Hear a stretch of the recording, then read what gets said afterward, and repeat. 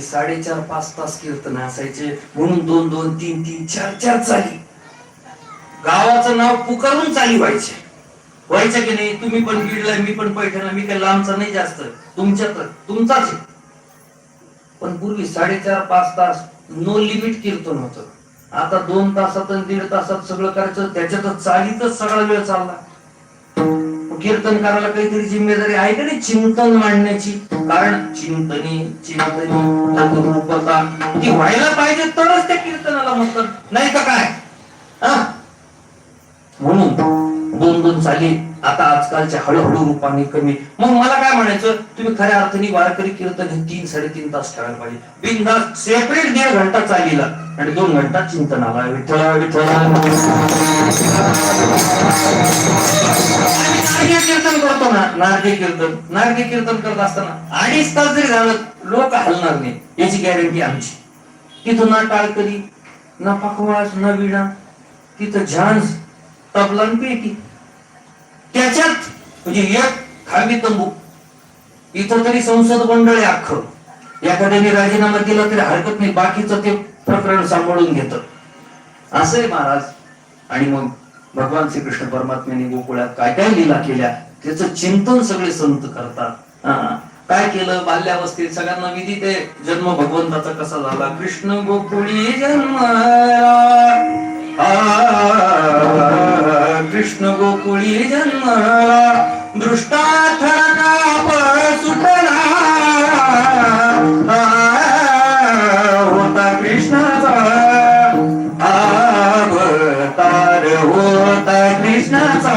मिठाईची चाल चुकतंय काय नाही ना, येतं सगळं हो, पण वेळ पाहिजे तेवढं. 1 तास उरला काटवा करायची अशी गत प्रत्येक कीर्तन करायची झाली सध्याच्या घडीला. असो, भगवंताचा जन्म झाला, भगवंत रांगायला लागले, रांगत रंगणी चोरी तलोणी करत करत आता यशोदामाईच पहिलं धारण आहे.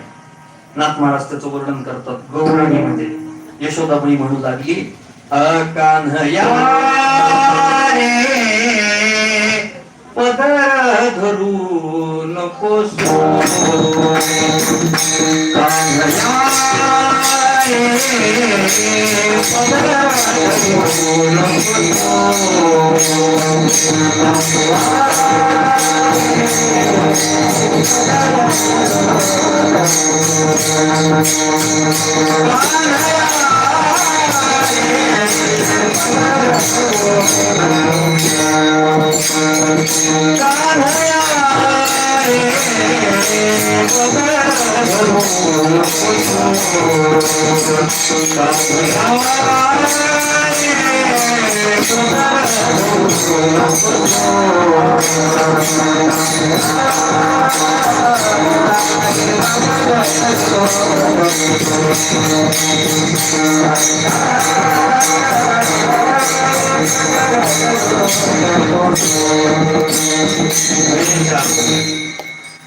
ही पारंपरिक चाल वैकुंठवासी हरिभक्ती परायण भैयासाहेब महाराजांनी म्हणाली आमच्या आजोबांनी.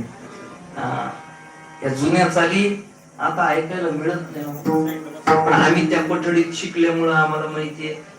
बरेच जण इथं बसल्यांपैकी पहिलं काल्याचं कीर्तन असेल, अशी वेगवेगळ्या गवळणी नाथांच्या तुकोबरायाच्या माऊलींच्या ऐकणं हे फार भाग्य लागतं महाराज. या गोष्टीला लक्षात ठेवा. नाथ महाराज वर्णन करतात, जाऊनी सांगेना नंद मामाजीना.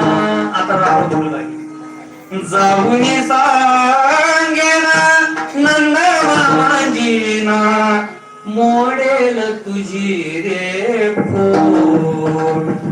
तू कृष्ण का मी राधा गोरी, जमली तुझी माझी जोड. एका जनार्दनी पूर्ण कृपेने. नाथ महाराज सांगतात, महाराज लक्षात ठेवा, नाथांची गवळण आणि नाथांचं भारूड, तिथं नाथच महाराज. लक्षात ठेवा काय वर्णन एक एक एक एक एक केलं. जसं यशोदामाई राधा गाढण करू लागली, पदर धरू नको सो, आणि त्या त्या अभंगाला त्या त्या गवळणी